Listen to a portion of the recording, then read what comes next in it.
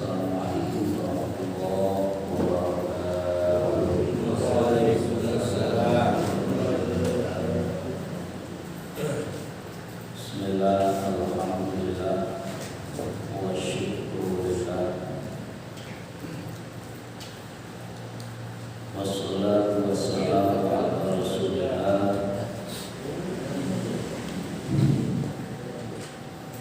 Sayyidina Muhammadin bin Abdillah wa ala alihi wa ashabihi wa mawala. La hawla wa la quwwata illa billah. Amma ba'd.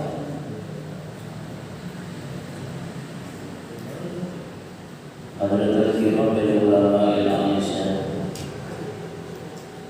para ulama tokoh masyarakat, para hujjaj yang sedang sebagai guru dan orang tua kami, insyaallah muliakan Allah Subhanahu wa taala. Kedua DKI beserta staf kepengurusannya kami hormati, Bapak Ibu jamaah calon-calon penghuni surga yang senantiasa dimuliakan oleh Allah Subhanahu wa taala. Baik para jemaah sekalian yang tercintai, kajian pada pagi ini mari merenungkan tentang fadilah takwa. Yang kedua adalah taubat.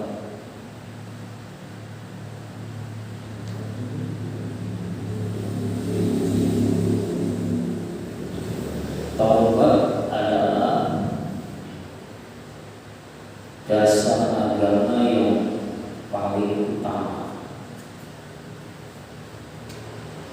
Taubat merupakan permulaan kedudukan orang yang menuju kepada Allah Subhanahu wa taala. Taubat artinya kembalinya seorang hamba setelah lupa dengan Allah atau berbuat dosa atau maksiat. Dikatakan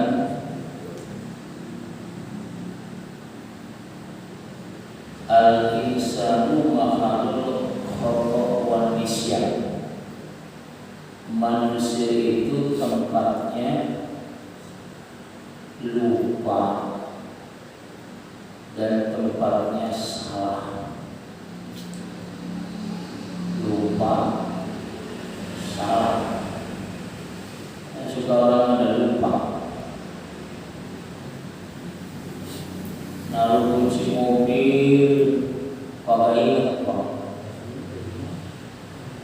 Cari-cari begitu sholat, takbir Allahu Akbar, ternyata ditaruh di atas lemari.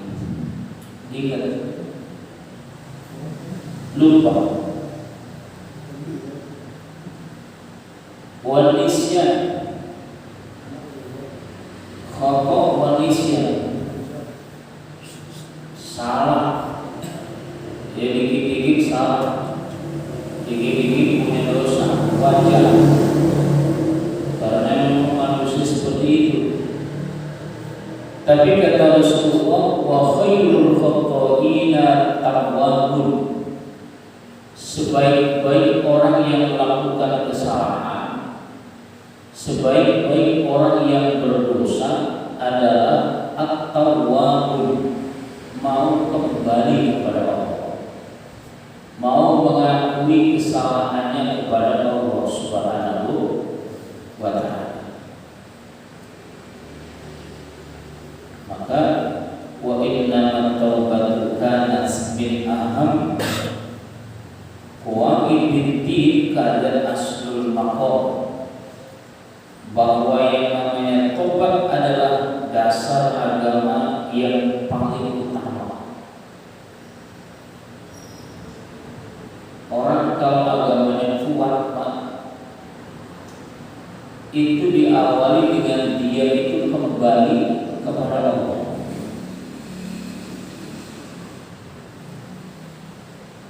Baik di waktu lapang maupun waktu sempit, waktu susah maupun waktu bahagia, dia selalu kembali kepada Allah, selalu ingat kepada Allah, selalu mendekatkan diri kepada Allah. Sehingga nanti yang tadinya benci dengan kemaksiatan, yang tadinya itu senang dengan kemaksiatan, maka diganti menjadi benci dengan maksiat, akhirnya dekat dengan Allah Subhanahu wa taala. Para jemaah sekalian yang mencintai, taubat menjadikan keberuntungan bagi seseorang yang mau melakukan. Dan Allah mencintai orang-orang yang senantiasa bertobat. Nah, ini ayat surat An-Nur ayat 31. Kita bareng baca-baca bareng. Saya dulu nanti diikuti oleh jamaah.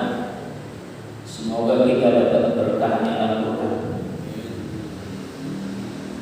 A'udzu billahi minasy syaithanir rajim.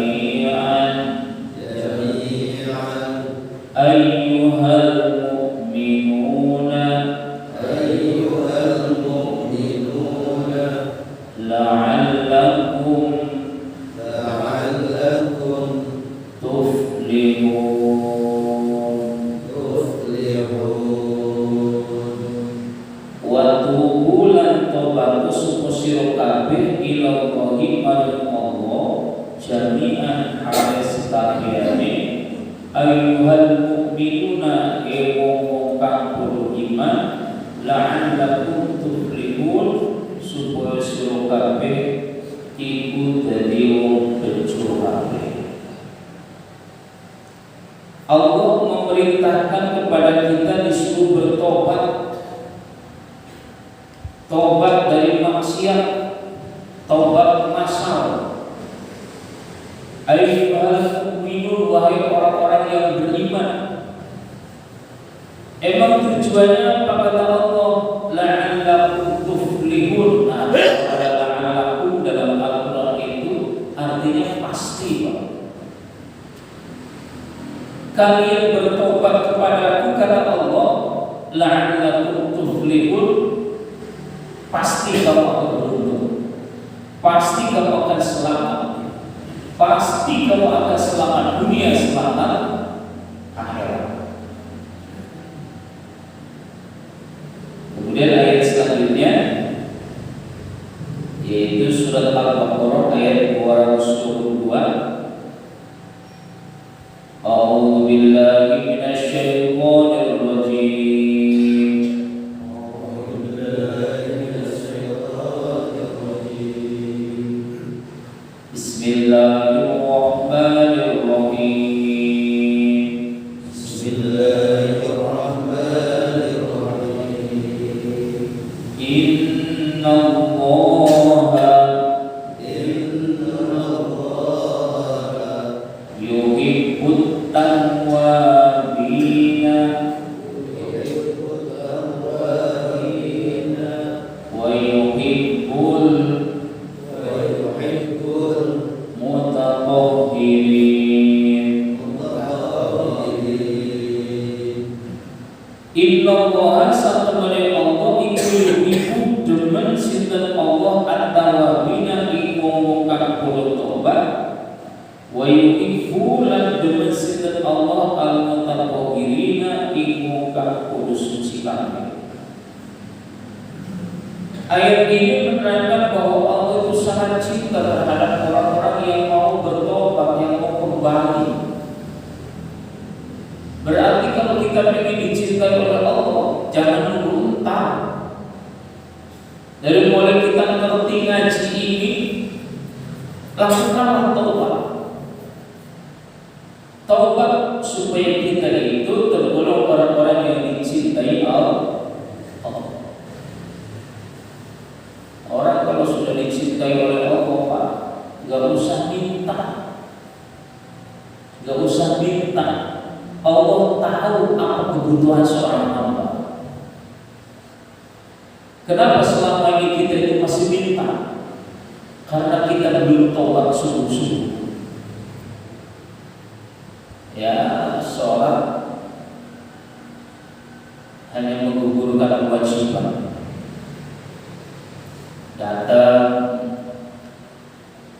harusnya zuhur jam 12:05 tak datang, diundang jam 2 baru nyampe. Baru sholat asal 3:30 datang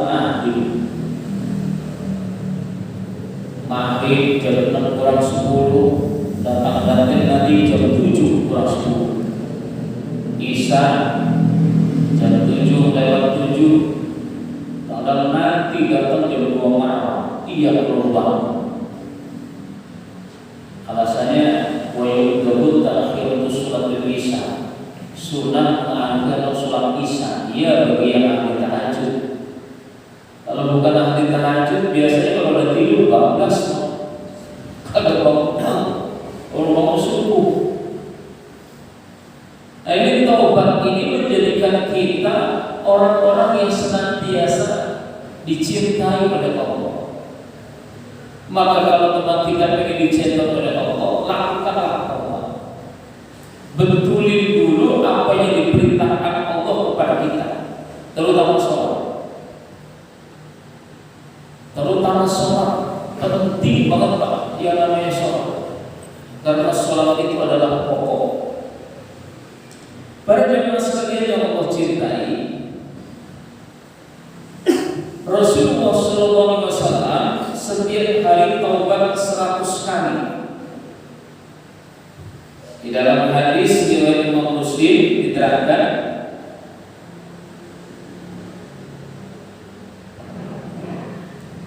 ya ayyuhalladzina amanu tubu ilallahi, hai orang-orang yang beriman, tubu taubatlah kamu, kembalilah kamu ilallahi kepada Allah.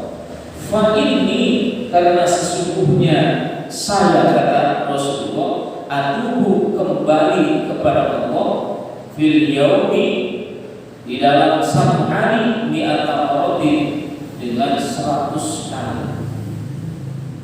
100 kali taubat. Ini 100 kali taubat itu ada bacaannya, yaitu istighfar. Kalau gerakannya itu dengan sholat taubat, usolli sunnatat taubat rakaataini lillahi ta'ala. Kapan aja waktunya, mau siang boleh, mau malam boleh. Nah, secara ucapan Rasulullah mencontohkan, yaitu membaca istighfar. Rasulullah itu bertobat membaca istighfar mi'at kali, 100 kali. Astagfirullahaladzim. Kita sehari bacanya berapa kali?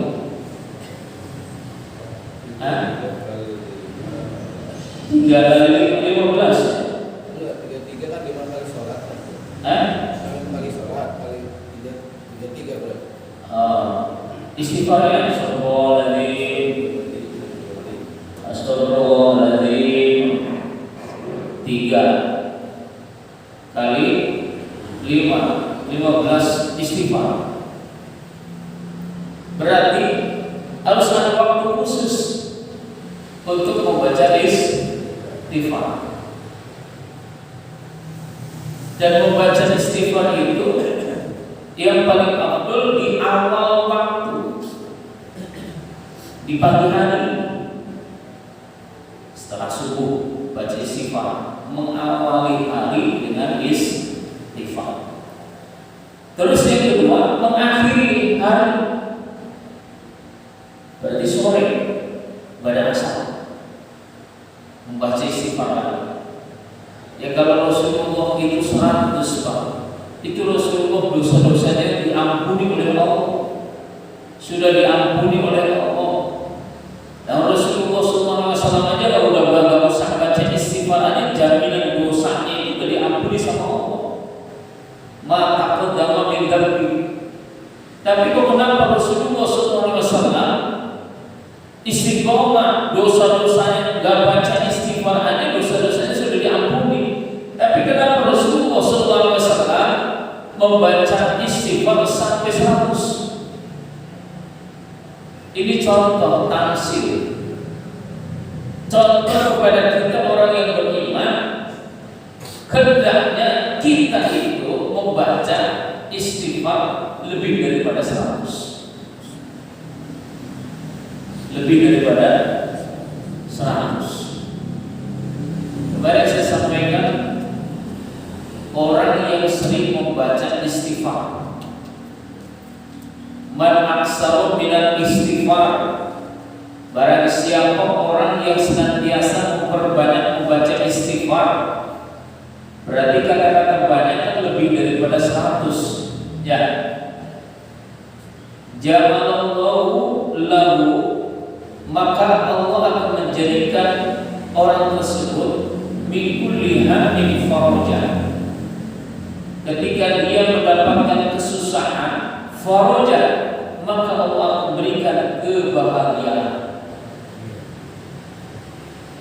Jadi orang yang sering istiqomah membaca istighfar itu hidupnya gak bakalan sedih, karena dijamin kebahagiaan oleh Allah Subhanahu wa Ta'ala.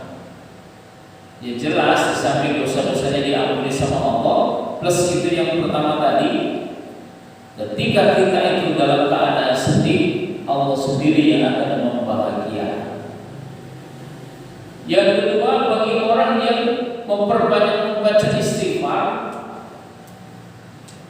min kulli dhaiqin makhraja, apabila orang tersebut mendapatkan kesulitan, perkaranya atau urusannya itu mentok Pak, udah kesana kemari kayaknya buntu, pusing, tapi karena dia istiqomah membaca istighfar, wa min kulli dhaiqin makhraja, ketika dia mendapatkan kesulitan, Allah sendiri yang akan memberikan jalan keluarnya. Berarti tugas kita baca istighfar tanpa harus mencari jalan keluar, karena Allah sendiri ketika kita itu punya masalah yang pelik banget, masalah yang benar-benar buntu, Allah sendiri yang akan memberikan jalan keluar. Yang paling hebatnya yang ketiga, wa yarzuquhu min haitsu la yahtasib. Bagi orang yang istiqomah membaca istighfar, memperbanyak membaca istighfar, wa yarzuquhu min haitsu la yahtasib, maka Allah akan memberikan rezeki yang tidak disangka-sangka. Insyaallah rezekinya sudah dijamin sama Allah, nggak disangka-sangka, datang sendiri. Oleh tugas kita itu, ya udah tinggal baca istighfar pagi, sore, siang, malam. Ya kalau teman kita baca 1000 berarti kan dikalikan 5, pada sholat berarti 200 ya. 200 kalau teman kita baca 5 menit nggak ada. Astagfirullahaladzim, astagfirullahaladzim, astagfirullahaladzim. Ya Allah, ampuni dosa-dosaku. Astagfirullahaladzim, astagfirullahaladzim. Ya Allah, ampuni dosa-dosaku. 200 gak ada 5 menit. Nanti yang di sholat duhur, sholat subuh tadi, istighfar, sudah zuhur istighfar lagi 200, asar 200, maghrib 200, isya 200 kali itu udah 1000. Udah 1000. Nah, caranya kita membaca istighfar supaya dimudahkan sama Allah, jangan asal baca istighfar. Istighfar itu kan gampang ucapannya, bener gak? Gampang banget. Tapi istiqomah membaca istighfar itu yang paling sulit. Caranya bagaimana? Caranya kalau mau beristighfar itu minta izin dulu sama Allah. Ya Allah, saya mohon izin untuk memohon ampun kepada Allah. Meminta izin membaca istighfar karena Allah. Baru baca. Jadi minta izin dulu sama Allah. Orang-orang yang mendapatkan izin dari Allah, Pak, itu untuk mengucapkan istighfar mudah, sangat mudah. Tapi mohon maaf kalau nggak mendapatkan izin dari Allah, walaupun itu gampang mudah diucapkan, saya yakin Pak, lidahnya itu keluar, susah mengucapkan istighfar. Diam aja. Kadang-kadang waktunya habis untuk bengong aja. Padahal di saat-saat kita itu duduk, jalan, kemana aja, hati kita hidupkan dengan zikir, hidupkan dengan istighfar. Astagfirullahaladzim, astagfirullahaladzim, astagfirullahaladzim, astagfirullahaladzim. Udah dijamin ketika kita itu sedih, Allah yang bahagia. Ketika kita punya masalah, Allah yang memberikan jalan. Allah memberikan rezeki yang tidak disangka-sangka. Itu istighfar. Makanya kita mau beristighfar itu minta izin dulu kepada Allah. Ya Rabb, saya minta izin membaca istighfar karena Engkau ya. Atau singkatnya ya Allah, izinin saya istiqomah membaca istighfar. Punya dosa atau punya dosa membaca istighfar. Para jemaah sekalian yang Allah cintai, pintu taubat selalu terbuka. Man taba qabla an tatlu'a asy-syamsu min maghribiha taba Allahu 'alaihi. Rawahu Muslim. Barang siapa yang bertobat kepada Allah Subhanahu wa taala qabla an tatlu'a asy-syamsu, sebelum matahari terbit dari barat, min maghribiha, terbit dari barat, tanpa maka Allah menerima, taballahu alaihi, maka Allah akan menerima taubat orang tersebut. Ini kalau saya baca dalam kitab Fathul Allah yang menerangkan tentang hari kiamat, itu nanti matahari akan terbit dari ufuk barat. Ini yang paling tahu utama itu adalah orang yang ahli tahajud. Orang yang ahli tahajud bangun jam 2, bangun jam 3 itu nanti yang pertama kali yang melihat matahari terbit dari ufuk barat. Apa kata orang ahli tahajud? Kiamat. Pintu taubat sudah tertutup. Itu nanti matahari terbit dari ufuk barat. Orang-orang semuanya karena tahu bahwa pintu taubat itu mau ditutup, Pak, itu buru-buru pada beli peci, baju koko, sarung, sajadah. Kemana Bu? Ke masjid mau taubat. Itu matahari lagi terbit dari ufuk barat. Kalau lebaran sih ya, orang kalau lebaran beli baju koko, peci itu udah wajar, Pak. Itu orang nyerbu di mana ada baju koko, di mana ada sarung, di mana ada peci, diborong, Pak. Kenapa? Karena mau bertobat. Nanti matahari itu terbit dari ufuk barat sampai tengah-tengah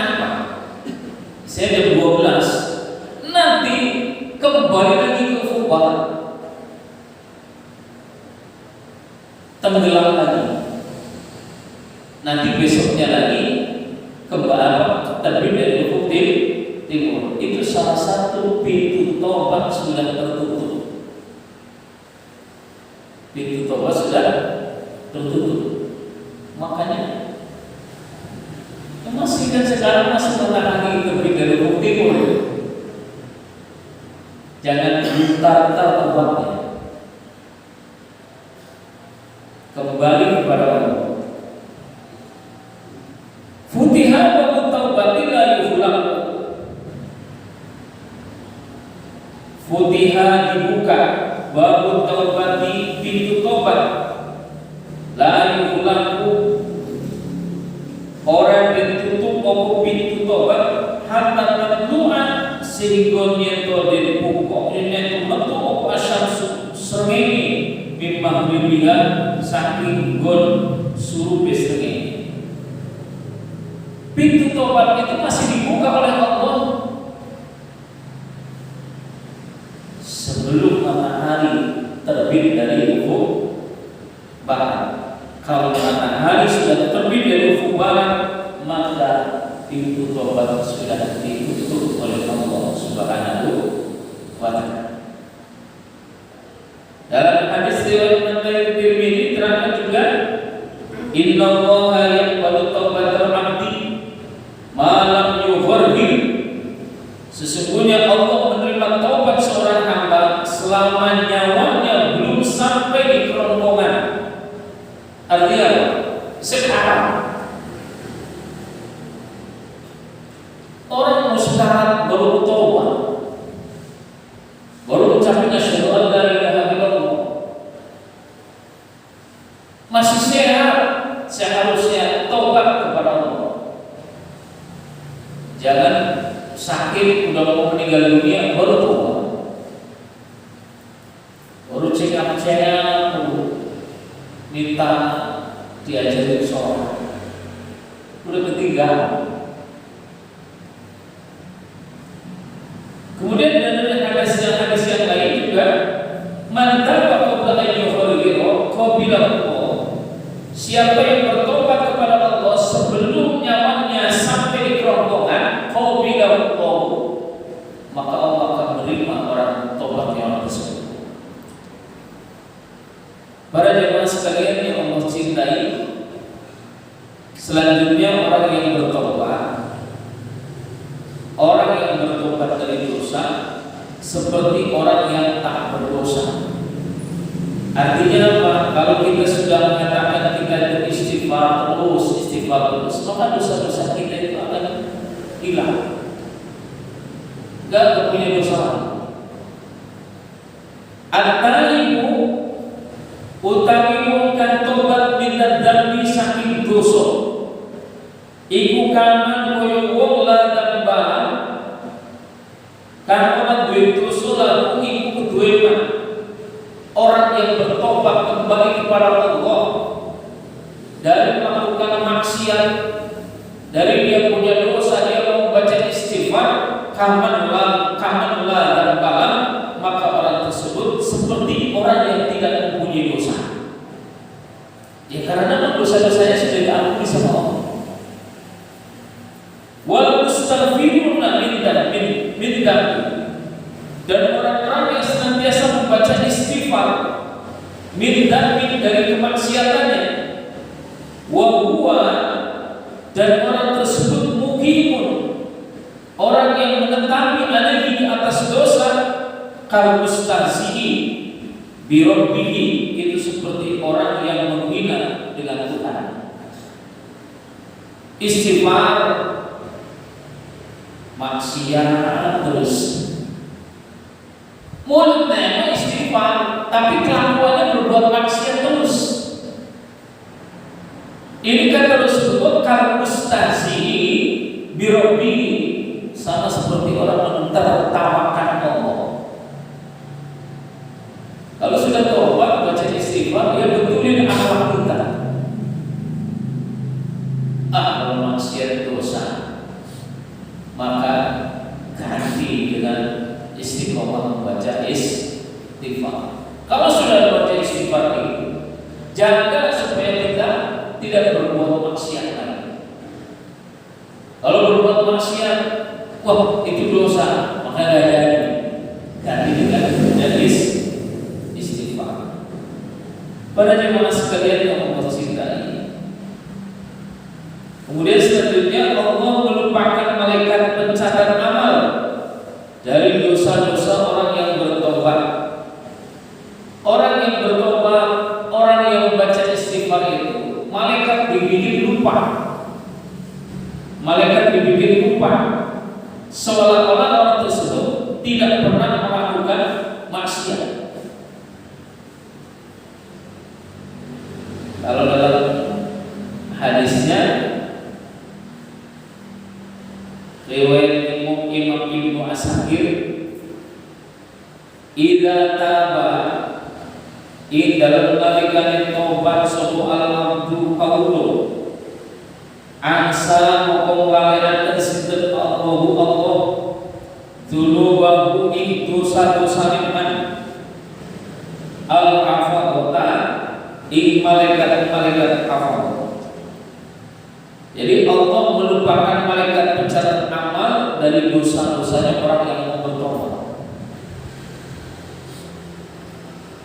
Wa ansalika wa ansalan walayan sinten Allah dalika ing dzunub jawari aku ing piro-piro anggotane buat badan abet wa ma'alimahu lan piro-piro tatqaridani minal ardi saking bumi hatta yalqa sehingga ketemu sapa abet Allah ing Allah walaysa lan ora ono alaihi ngatasi abet syahidun wong kang sedi minallahi saking Allah bidzabir kelawan dosa. Jadi anggota tubuhnya itu semuanya dosa tangan diampuni sama Allah. Apa dosa tangan Pak? Salah tangan apa? Salah mukul atau salah ketik. Zaman sekarang Pak berantem sampai luar negeri cuma hanya ini Pak. Apa? Pak Elo di rumah, nah saya di rumah Elo bisa berantem pakai HP Pak. Benar nggak? Orangnya di Jawa yang satu di Bogor, berantem gampang Pak, pakai WA. Dosa tangan sangat penting. Mulut sih nggak ngomong, tapi tangan ngetiknya kurang ajar kadang-kadang. Bener gak? Bikin statusnya kayak apa? Tapi yang sibuk kadang-kadang banyak. Bikin statusnya tujuannya bukan orang ke orang itu, tapi kadang status itu orang itu sama. Wah, kadang-kadang itu bisa bikin salah paham. Dosa tangan, salah ngetik, salah mukul, salah nyupit, dosa mata, salah melihat, dosa telinga, salah mendengar, dosa kaki, salah melangkah, dosa hati, salah menyangka. Itu ketika mau bertobat, mau membaca istighfar, maka orang tersebut datang kepada Allah, semua dosa-dosanya itu sudah diampuni oleh Allah Subhanahu wa taala. Insyaallah ya. Para jemaah sekalian yang Allah cintai, kemudian tanda-tanda taubat. Taubat tidak sah kecuali dengan 4 syarat.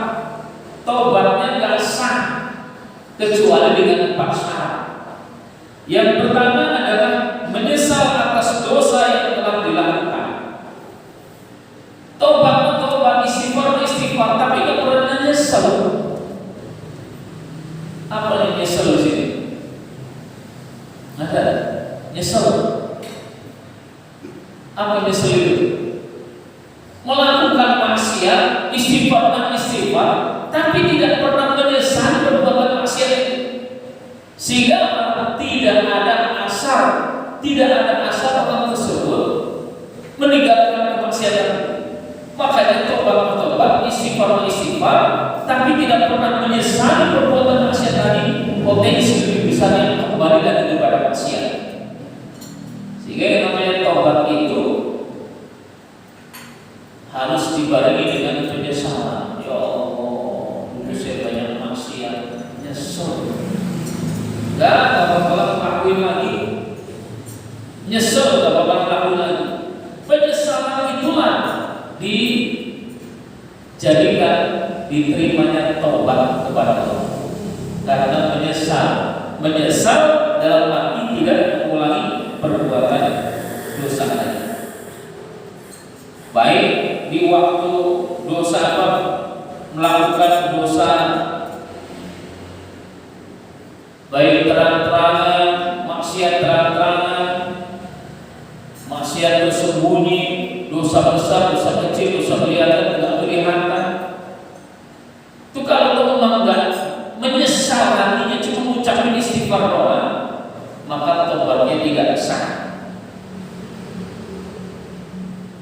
Kemudian yang kedua, tanda kedua, orang yang bertobat itu harus bertekad untuk tidak mengulanginya lagi. Saya nyesel dengan perbuatan maksiat itu, plus yang kedua, saya tidak akan mengulanginya lagi. Jadi berjanji kepada diri sendiri, di samping istighfar, ucapan astagfirullahaladzim. Yang kedua, berjanji kepada diri sendiri tidak mau mengulangi lagi. Itu baru diterima tobatnya. Kalau yang tadi menyesal, yang kedua berjanji tidak akan mengulangi perbuatan maksiat itu lagi. Kemudian yang ketiga, menghentikan perbuatan dosa sekarang juga.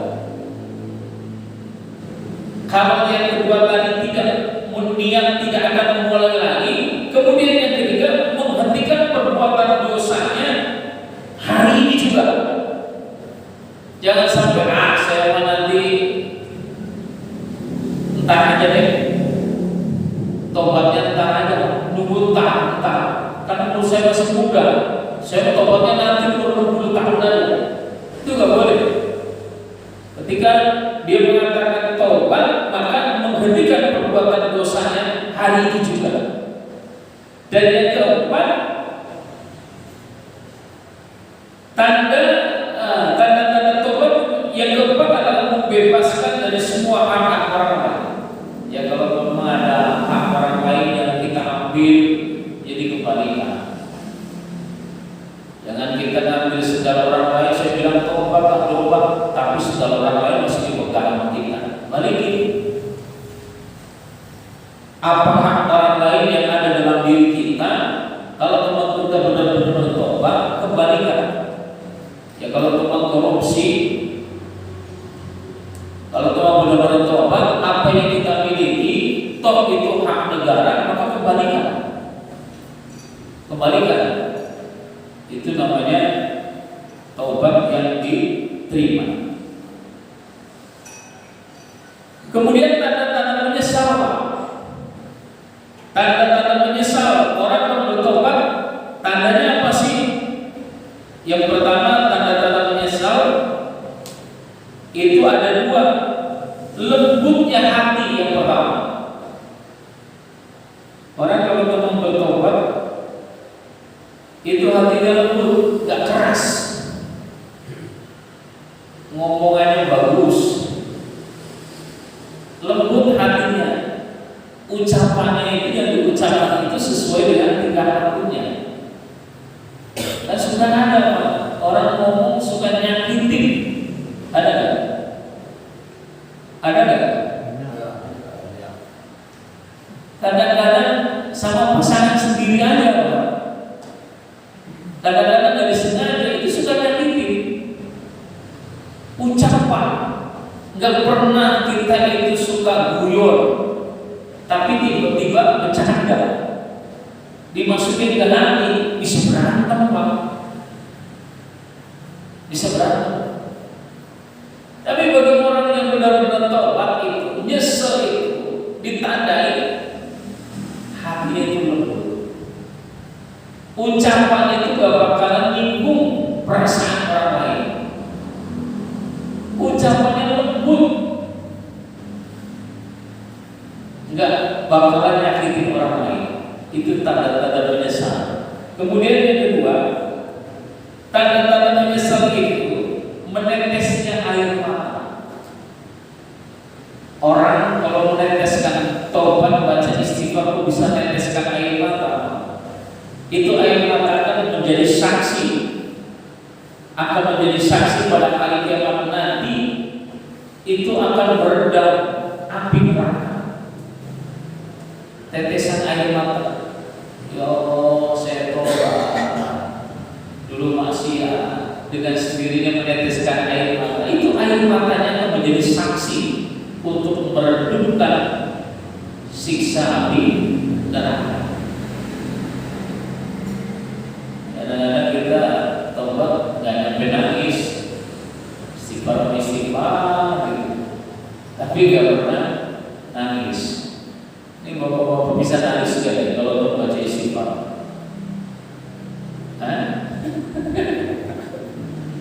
Jarang kayaknya ya. Kenapa emang jarang kita itu jarang nangis, jarang bisa nangis? Karena kebanyakan dosa. Jangankan di rumah, orang kalau ngomong kita itu benar-benar itu hatinya lembut Pak, ngucapin alhamdulillah aja bisa nangis Pak.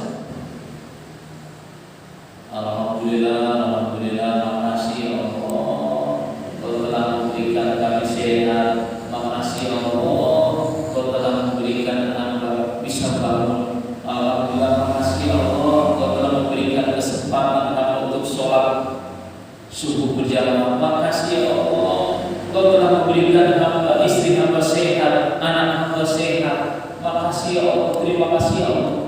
Itu bagi orang yang dilembutkan hati Allah, hati yang lembut Pak, ucapin alhamdulillahnya nangis Pak, nangis. Dengan sendiri itu meneteskan air mata.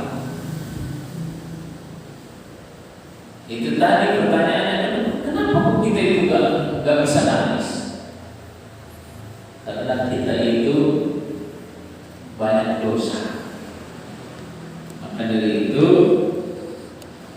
pada pagi hari ini banyak-banyaklah bertobat, itu membaca istighfar. Para jemaah sekalian yang Allah cintai, mohon maaf gak nyampe sholat isyraq ya, karena saya ada acara lagi menjaga saya selanjutnya Pak. Kalau yang mau isyraq nggak apa-apa, disambung makan nanti jam kan kurang 18 menit lagi nih.